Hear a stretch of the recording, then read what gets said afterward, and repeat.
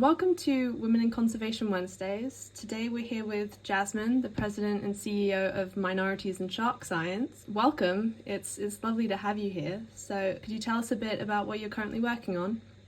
Sure. So my research mostly focuses on threatened elasmobranch species, so sharks and rays. A lot of my work has to do with the small-toothed sawfish, which is a critically endangered ray species. And I also do a lot of work with hammerheads, mostly bonnetheads, great hammerheads, and scalloped hammerheads. And I mostly focus on movement ecology, so understanding how they move, when they move, what areas that they're using. And I do this so that we have a better understanding, so when policymakers go to make protected areas or change fishing regulations, they can do that with the information about where threatened species are spending a lot of their time and where they might be interacting with commercial fishers. So you're the CEO of Minorities and Shark Science. What are the aims of your organization? Minorities and Shark Sciences, or MISS, has a mission to support gender minorities of color that are interested in going into the field of shark science or shark conservation. And we do this by, one, providing opportunities for people early in their careers to get research, field, and lab experiences. We also connect them with mentors and provide professional development seminars virtually to all of our members. We also have a goal of broadening participation in marine science as a whole by working with kids at a young age to expose them to science in a hands-on way and getting outside in the ocean, learning about the ocean, and really just creating a sense of environmental stewardship among the next generation of folks that are going to be taking care of our planet. And then the third thing that we do is we are really trying to change the way that STEM fields operate and challenging sort of the status quo that creates these barriers that prevent some people from having access to the ocean or having their voice heard in conservation or being able to pursue careers in marine science. That's amazing. I know conservation's a really tricky field to get into, so it's amazing to see people making like active efforts to make it easier for the next generation. I can imagine it must be even more difficult for more marginalized communities. Yeah, definitely. Do you have any tips for people trying to get into conservation? I think that my advice would be to get involved where you can. Sometimes people say, well, I'm really interested in shark conservation, so I'm going to try to do something with sharks. But you might have other options to get involved in conservation around you that you might not have considered and that you can use as a stepping stone. So maybe your goal is ultimately to work with sea turtles, and maybe there's an aquarium near you that you can try and get a job at or do an internship at. And it might not be directly working with turtles, but at least will give you some experience in the general realm of the field that you can then leverage to make connections, to get involved and slowly work your way to kind of the area that you're most interested in. And I think that another benefit of doing these kinds of things is you might have in your mind that you want to do one thing, and then you might try something else and realize that you actually really love that thing. So being open-minded to what area of conservation you're going into, and just enjoying the experiences. And it's okay to have an experience and not enjoy it, because now you know that that is not a thing that you want to do.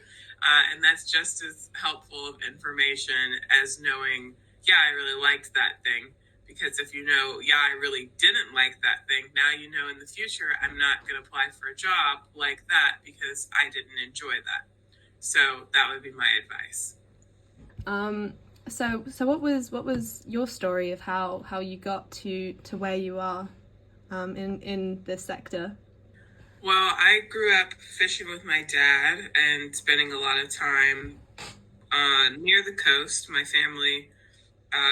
dad's side of the family is from Myrtle Beach, South Carolina, and has lived there for generations. So we're very big into seafood, and that's where they get a lot of their food. And so I came at it from that angle where I was used to, using the ocean as a resource for food, but also it was a little bit different from the rest of my family in that I had a lot of curiosity and a lot of questions about what was happening in the ocean aside from the fish that we're catching. So what are they doing when they're not on our hooks?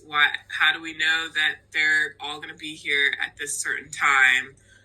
Why is that? So it's just kind of a given with my family that the spots run at this time and this is the best place to catch them and all of that. But I want to know why. Like, they're animals. Why are they all coming to the same spot? And so when I had those questions, no one really knew the answers for me. So my parents, especially my dad, really taught me to try and figure out the answers to the questions. Going to the library, looking at encyclopedias, trying to figure out the answer. He would always say, I don't know the answer, but I'm sure someone does. And try and encourage me to look up the answers. And sometimes no one knew the answers. And that was always really interesting to me. So that's kind of what sparked my, I guess, scientific curiosity about things, because science is basically asking questions and trying to figure out the answers, which I've kind of done all my life. But I went to a summer camp when I was in high school. I think I was in the 10th grade. And that's where I learned that marine science was a job that you could do and you could get paid to study fish. And I was like, well, that sounds awesome. I want to get paid to study fish. And so that's when I ultimately decided to try and pursue a career in marine science. That's great. So how have you found the experience of working in conservation as a woman, and especially as a woman of color? Do you feel like it's had an impact on your career? Yeah, I think that being a person of color, especially a person that comes from a coastal community, that my heritage, my roots, my family come from a coastal community that relies a lot on the ocean. I think that gives me a unique perspective that I think is missing from a lot of conservation conversations, which is the perspective of people living off of the ocean that are from marginalized communities that don't have a lot of um, economic say in things, because they're poor, because they're from marginalized communities, because no one bothers to go in those communities and talk to them about the ocean. And so that's a perspective that I think is missing a lot. I remember when I was in classes and there was just like this undertone of fishers are bad. And that was really frustrating as someone that comes from a fishing family. I'd be like, well, people need to eat. So do you have other suggestions? And so it's just very interesting. And then learning about fishing regulations and knowing that my family never knew anything about fishing regulations. Therefore, they didn't follow fishing regulations. And no one ever bothered to go into that community and tell people, hey, this is what we're doing. This is how we're deciding how to make regulations, and making them part of that conversation. So one, they understand what the regulations are, but two, that they actually have a say in how the regulations are made. And three, that they feel some sort of investment in those regulations because they helped be part of the process to make them. That's going to make them more likely to follow them. Whereas if you were to, pull over Fish and Wildlife, to pull over someone in my family and say, you can't take that fish, they're going to be like, why? I need food. I don't understand. And then they're just going to be hit with this fine that they probably can't pay. And no one's going to bother to try and understand their position or where they're coming from, or explain to them what is happening. And so that's why I'm very passionate about getting communities that typically aren't included in the process to be more included and to have their voices heard. So that's one way that it kind of impacted me. And then another way, unfortunately, I think, dealing with microaggressions and people not taking you seriously, or, discrediting or devaluing what you bring to the table because you don't fit the mold of what they think a scientist should be or look like or talk or how they should dress or whatever. So yeah, I think those are probably the two biggest ways that it's impacted my journey. That's amazing. I'm sure it's really frustrating to constantly having to push to get a seat at the table and to be listened to. Yeah. So what would you say is your favorite moment from working in conservation? That's a really good question. I think that one of the things that's been very satisfying is I've done a lot of work with the small-toothed sawfish, like I mentioned, and I work pretty closely with the sawfish recovery team. The leader of the sawfish recovery team is one of my good friends, and we do a lot of collaborations and things together.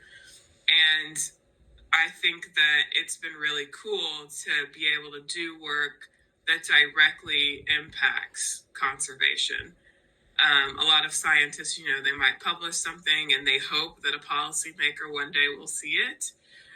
Being able to write something and work directly with the people who are going to be ultimately pushing for those policy decisions and have them in the collaboration so that I know what exactly is useful information for the policymakers to use, what are the questions they're going to ask, and tailor my research to that, so that then they can take it directly to them and say, here's exactly what you need to make this decision. Now go make a decision, is super awesome. And another, great thing about the sawfish is, people have been working on the small-toothed sawfish.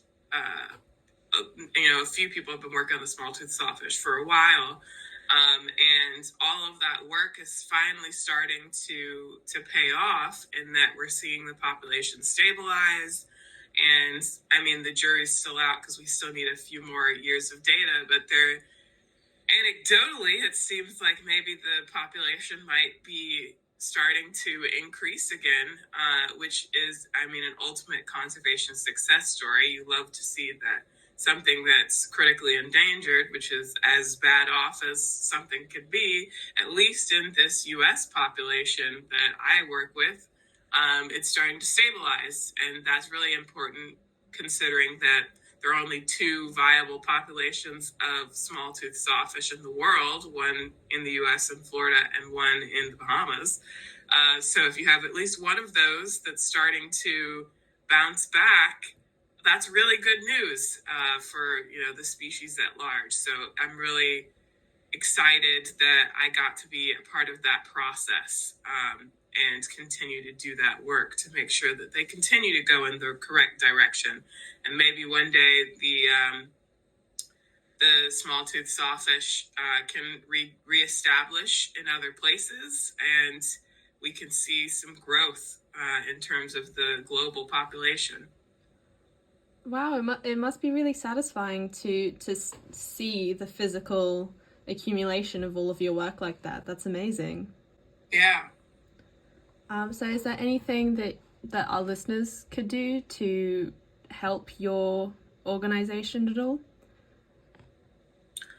Well, if you go on to misselasmo.org, that's MISSELASMO.org, you can learn about our organization. You can donate. There's a wish list of items that we are looking for in-kind donations. You can join our listserv to keep track of what's going on. If there are any listeners out there that work for conservation organizations or science organizations and they're interested in partnerships and collaborations, we rely heavily on partnerships and collaborations to get our members experiences in different places. We work on a global scale, so no matter where you are as a listener, you can get involved. And I would say that also following us on social media, we're Miss_Elasmo on all platforms, Facebook, Instagram, YouTube, Twitter, and just amplifying our mission. Even if all you can do is retweet or share a post, that's really helpful for us to get the word out about different programs, opportunities, and needs that we have. So that would be probably the best way to get involved. If you do identify as a gender minority of color and you're interested in pursuing a career in shark research or conservation, I encourage you to become a member. You can also do that online on our website. And if you don't identify as a gender minority of color, but you're in the kind of shark research conservation realm or an adjacent field and you want to support our mission and be part of our network, you can apply to be a friend of Miss, which you can also do from our website. Okay, great. Well, thank you so much for being on our podcast and telling us your story. It's been fascinating. Thanks for having me.